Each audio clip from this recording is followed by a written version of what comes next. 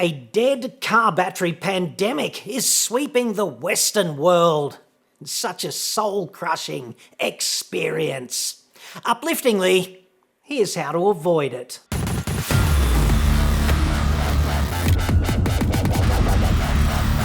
I'm John Cadogan from AutoExpert.com.au, the place where Australian new car buyers save thousands off their brand new cars. Yes. Hit me up on the website for that. The zombie apocalypse is coming for your car's battery next, apparently, and I'm mad as hell about that. I'm not going to take it anymore. #network. And neither should you, I'd suggest. Lockdown simply means less driving, shorter trips, and that equals more dead car batteries. But it does not have to be this way. So I'm taking Liberace's AK off the friggin' wall, metaphorically, and drawing a line in the sand. Toilet paper and hand sanitizer is the limit of my tolerance on this. I have a question related to the prevailing zombie apocalypse here in Bleepsville. I wonder about the effect on car batteries. I have 2 cars but now drive less than 10 kilometres per week. Are there any easy tips you could offer to your viewers so they don't wake up to find their battery dead one day? I try to alternate my cars on each trip and have started parking them facing each other in case we need to jumpstart one using the other. The advice on internet forums is conflicting. Internet forums agreed. Quite confusing. Dunning and Kruger, alive and well despite the apocalypse. So, basically 2 parts to this explanation. Part number 1, the beer garden physics of dead batteries. Yes, it's always nice when you learn something on lockdown. And then the solution, which admittedly is going to involve money, but not too much at least, for most people. Basically, okay, a car's battery is a plastic box full of lead plates which are floating in acid. They're not actually floating, that's just a turn of phrase. They're rigidly mounted down there and they're submerged in acid. #Archimedes. The battery's basic job, like all batteries, is to store electrical energy. The battery in your car, your SUV, your fine utility, whatever, it's the Olympic power lifter of lead-acid batteries, okay? Meaning it generates a great deal of effort for a very brief period of time. Modern engines, they're essentially good to go when they're shut down, and all they really need is a spark and some fuel and a short, sharp crank to get themselves turning and burning. I'm sure there's a joke there. We're not doing that. We're keeping this one clean. I'm going to just see how I go. Can I do it for the next 10 minutes? I wouldn't bet on me. The crank is, of course, the battery's job via the starter, facilitating that initial short crank of the engine. That's what that stuff is for. And it certainly beats doing it by hand. I think you'd agree, like Grandpappy did with his Model T or something back in the Jurassic. Once the engine's actually running, the car's electrical system runs off the battery and essentially the alternator pumps electricity back into the battery. But it's getting pumped back in at a lot slower rate than it was extracted during startup, okay? So just to recap, startup equals hundreds of amps over a short period of 1 to 3 seconds or something, and recharge is probably going to be only 4 to 6 amps of net recharging with the engine turning and burning via the alternator. During a zombie apocalypse, working from home on lockdown, driving 10 Ks a week or whatever, like Puneet earlier, you find yourself in this position where there's not enough recharging from the alternator to offset the cumulative electrical deficit from starting the car for these short trips to the shops or whatever. And this is actually compounded because there's incremental electrical load on the battery even with the car shut down. The various computer systems need to be powered up so that they can remember where the hell they are and what the hell they should do upon startup. And you also forget your phone or something, so you go down to the car, you hit the central locking to retrieve your fine electrical device so you can remain somewhat connected, which you forgot earlier.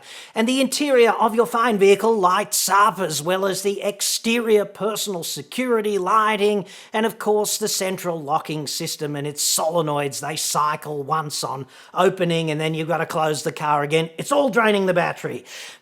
These things don't use that much power in isolation, but it certainly does add up over time. Like the CAN bus, the controller area network bus, which connects all the different ECUs in the car, it's only powered by 3.3 volts if memory serves, and the current draw is very low. But anyway, batteries get gradually depleted over a few weeks if you just don't drive much, which is on the rise, obviously, because zombie lockdown. And we've never been more used to batteries, I'd suggest, as a society, because we've got phones and tablets and cameras and power tools, instruments of personal pleasure, whatever. And we use those until those batteries are flat, after which we typically just put them on the charger and go again without a second thought. Yes?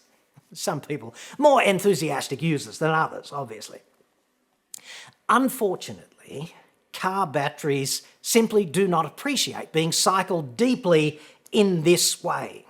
Because of the Olympic powerlifter thing discussed earlier, flattening a car battery is indeed an excellent way to kill it quickly, especially if it's already a few years old, or if you do this to it a few times in succession during lockdown.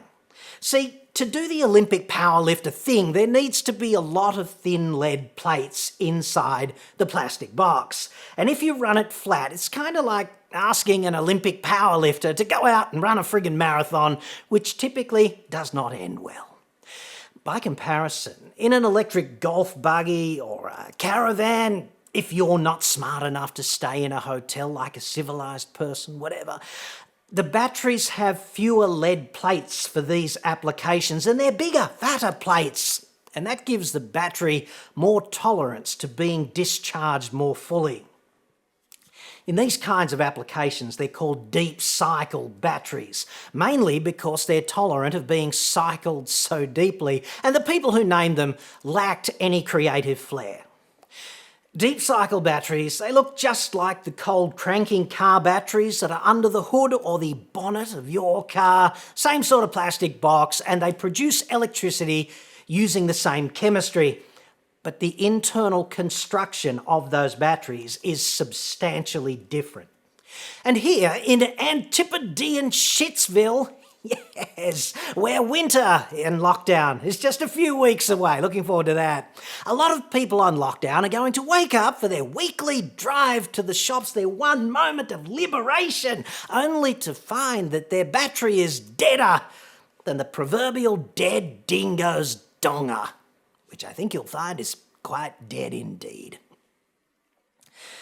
And if you need to travel more urgently than that, perhaps because of some compassionate travel emergency in the middle of the friggin' night, like at 3 a.m, when that shit always happens, that click and the deafening silence instead of engine startup, it's completely soul-crushing. Winter, right? It just places additional demand on batteries. It slows down the chemical reactions internally.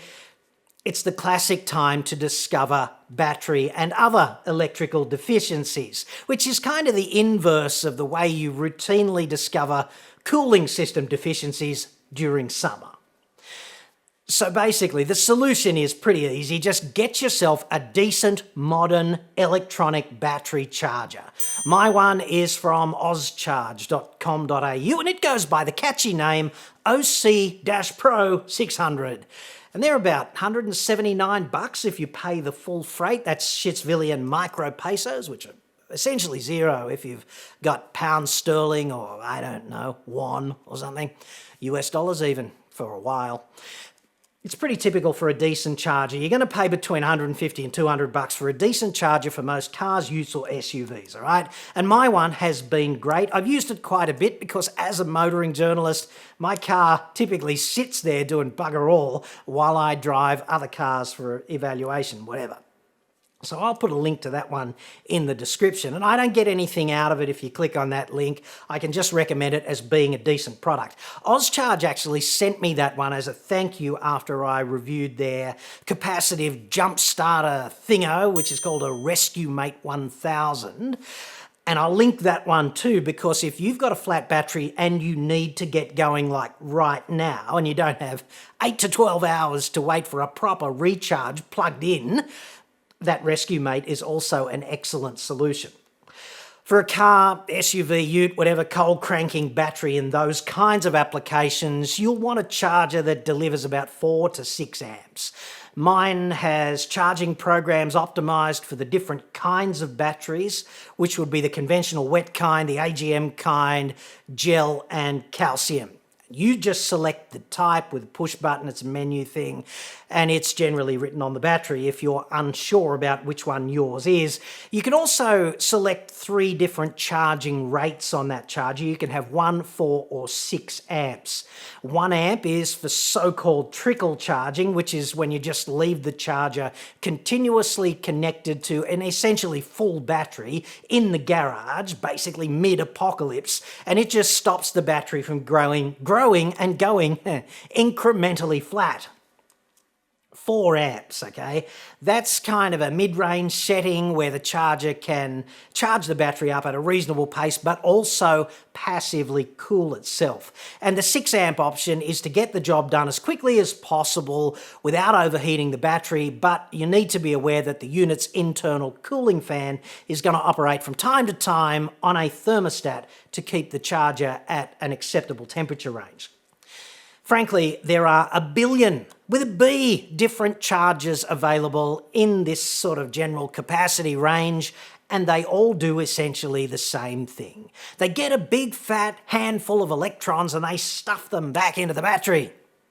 You can order one online without inflicting yourself on anyone's personal space or increasing the risk of being zombified, and get it delivered in a few days, which is dead easy.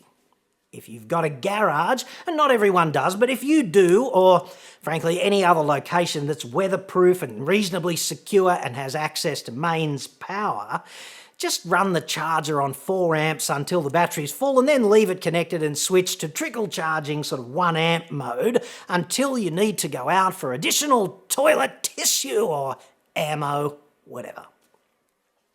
If you don't have that easy access to a waterproof, powered-up, secure spot, and not everyone does, get yourself somewhere where you can run an extension lead to the car, run it at 6 amps until the battery's full, and see if you can't do that once or maybe twice a week or something.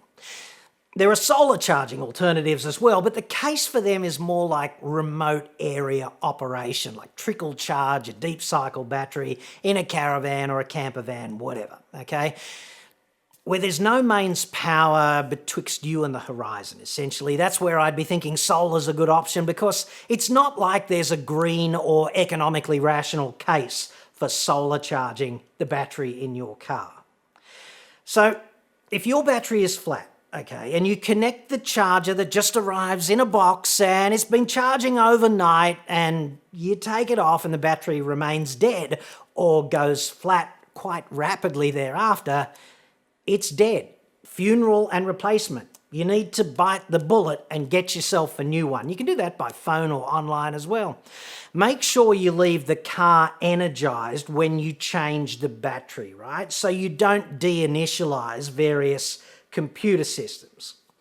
If you don't know what that means, then changing the battery is not a job that you should do yourself.